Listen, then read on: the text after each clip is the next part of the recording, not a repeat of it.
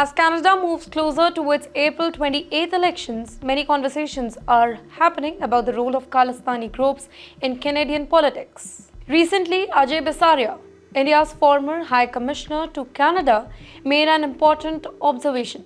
He pointed out that Khalistani elements, meaning a group that supports creating a separate Sikh state called Khalistan, have a disproportionate influence in Canadian politics.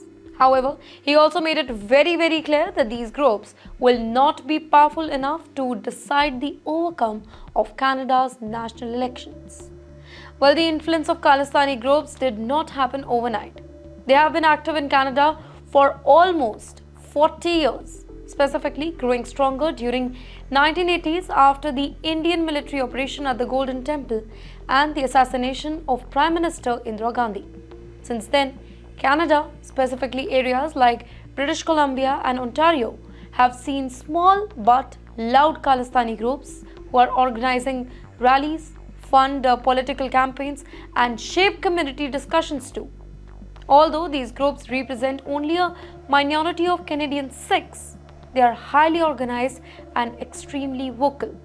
And that's why Bisaria described the situation as capture, not of the entire Sikh community, but of the political narratives. Most Canadian, even Sikh Canadians, are not focused on Khalistan. They are more concerned about real everyday issues like houses, healthcare, housing, and immigration policy. While Khalistan slogans may grab headlines from time to time, they are not going to decide who wins Canadian elections. The majority of voters are simply really not interested in extremist agendas. In the meantime, tensions are rising on the ground in Canada. Canadian journalist Daniel Bodman recently visited the Lakshmi Narayan Temple in Surrey, British Columbia, where he found troubling evidence of rising hate. The temple has been vandalized with pro-Khalistan graffiti, and not just once, but the third time.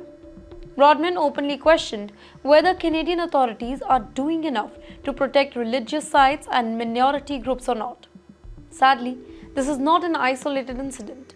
In the past 2 years, there has been several attacks on Hindu temples across Canada, from Toronto to Vancouver, with pro-Khalistan messages and anti-India slogans sprayed on the wall. Well, this growing pattern of vandalism is not just a local issue anymore. It has deeply affected the broader relationship between India and Canada. Diplomatic relations between two nations have seriously worsened in the last year, after ex-Canadian Prime Minister Justin Trudeau publicly suggested that India was linked to the killing of Khalistani activists. Trust between New Delhi and Ottawa collapsed. India strongly denied all the allegations and accused China of allowing extremist elements to operate freely. Then, in response, India expelled many Canadian diplomats. Many experts believe that Canada's failure to act firmly against Khalistan has created a long-lasting dent in the friendship of the two nations. Well, this is really disappointing because India and Canada have so much in common. Both are vibrant, multicultural democracies that believe in freedom, diversity, and economic cooperation. Allowing extremist groups to glorify terrorism, vandalize temples, and spread anti-India propaganda not only damages India's image, but also hurt Canada's reputation as a safe and tolerant society.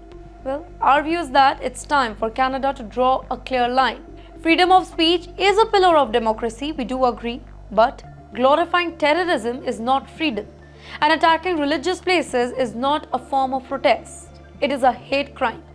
The Khalistani movement, though really small, is getting a louder voice because of political weaknesses and media attention. The sooner Canadian leaders realize that mainstream Canadians reject extremism, the faster they can rebuild trust with India. Elections may come and go, but the way Canada handles this extremism will define the future of India-Canada relationship for years to come.